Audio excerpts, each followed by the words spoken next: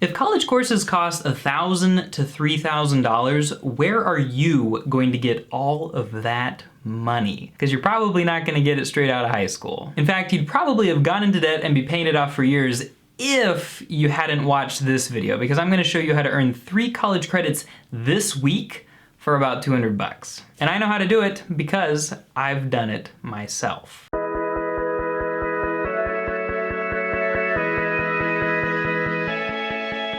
So first thing we're gonna do is go to Google and enter your college's name. We'll use my alma mater and then the word CLEP. We're gonna go over here. If you don't know what CLEP is at this point, don't worry, we will explain that later. But suffice it to say, this list here shows the name of all the CLEPs they accept, what courses those translate to at the school, and then how many credits it's worth.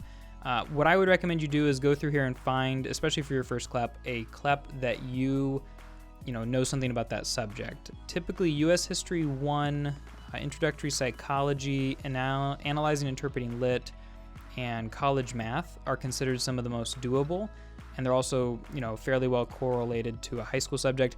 In this case, I'm going to choose Analyzing Interpreting Lit, noting that it's worth 6 credits and that it translates as Lit 291 and Lit 292 when it is applied at Thomas Edison when they accept it. So now that we've got that subject picked out, we are going to go back to Google and we're going to go search again, Thomas Edison State University. And I want to get an English degree, we'll say. Let's see what they have for us. So we're going to go to bachelor's degree in English. And wonderful, we have the credit distribution here. We can see exactly what kind of credits we need to be able to earn this degree. And the reason we're doing this is because we want to make sure that the CLEP we choose will actually apply to our degree. There's 3 categories to check: general education, area of study or the major area, depending on your school, and then the electives, which are just completely free. We know that this CLEP is going to fit into the electives, so that's fine. Second, will it be able to fit into the major area? This isn't as common, but in this case we're in luck because they want analysis and interpretation of literature.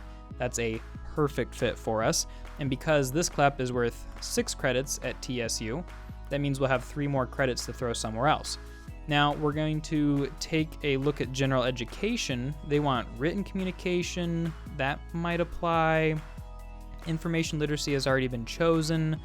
Maybe it would apply in knowledge of human cultures, but it's definitely going to apply in general education electives. But not all schools will have quite so many general education electives, so a good thing to do if you're still kind of nervous about it fitting in there is go back to Google, search your school's name, general education courses or requirements, go to something that pops up. Good, this one looks good. We're going to view the general education courses, and this is basically just a list of the different courses that will apply to the general education requirements. So written communication, they'll accept either of these. Let's see if we can find Lit 291 here to see where that might fit. Ethical leadership, no. Civil engagement, no. Humanities, okay, this is looking good. Lit 291, there we go. So Lit 291 will apply to a humanities section. And is there a humanities section here? Well, it's not quite obvious, but humanities is under knowledge of human cultures, which applies right here, which means we should be able to slap Lit 291 into that requirement, and I don't know why that happened, whatever.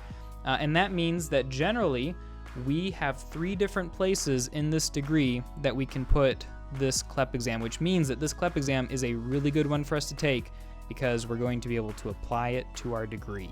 And of course, in this situation, analyzing and interpreting literature is a really good choice for me, but feel free to pick one that is going to be a perfect fit for you.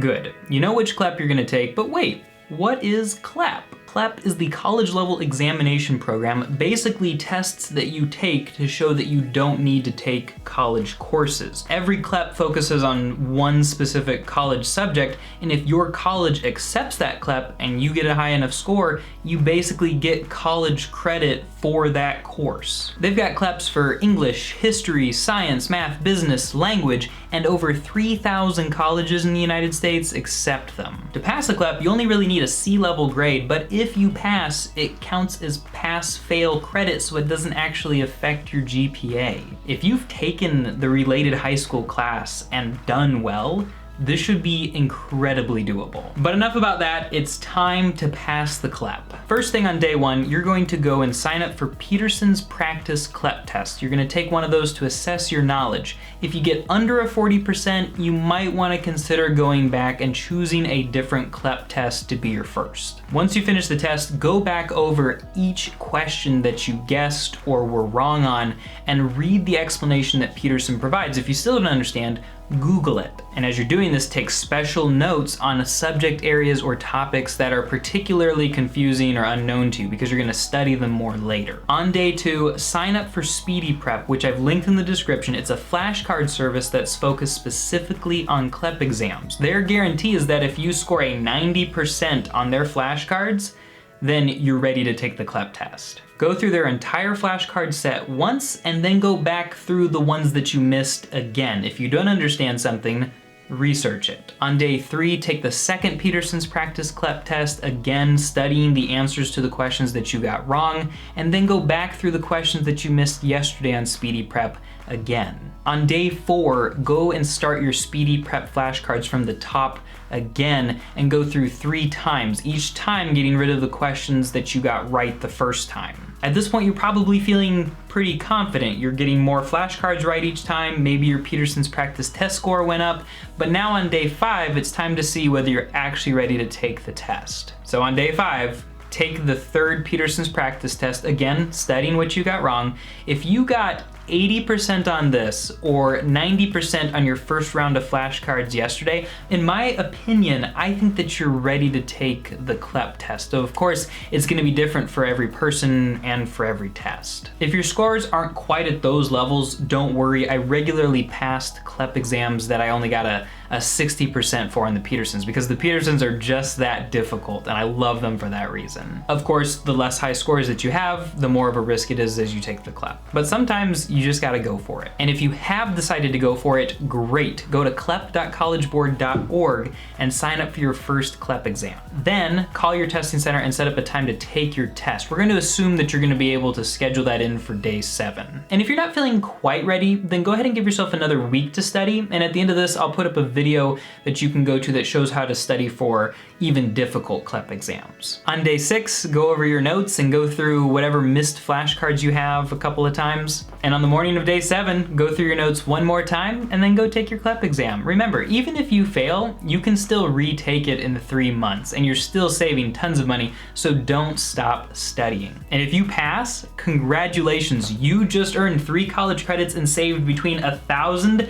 and $3,000, which is insane. Of course, the Peterson's Practice test subscription costs like $50, Speedy Prep costs $30, sometimes the sitting fee at a testing center will cost $25 and the CLEP cost $89, but all told, you're still coming in at under $200, which means you're saving at least $800. College isn't a one-size-fits-all thing, so don't feel like you have to sit in the classroom because that's just what everybody else does and because that's what they pay so much money to be able to do. You have the ability to take your future into your hands and to graduate from college for a reasonable price on your own terms. Of course, if you want personal coaching about how to save maximum money on your degree, graduate quicker, and be better prepared for your career afterwards, you can sign up for a personal coaching consultation with me. On the About page, you can get my email address. Shoot me an email, let me know a little bit about yourself, and I'll let you know if I think that we would be a good fit. Finally, I highly recommend that you watch my video about how to pass every CLEP exam, not just the ones that you're comfortable with. You'll recognize some of the stuff in there,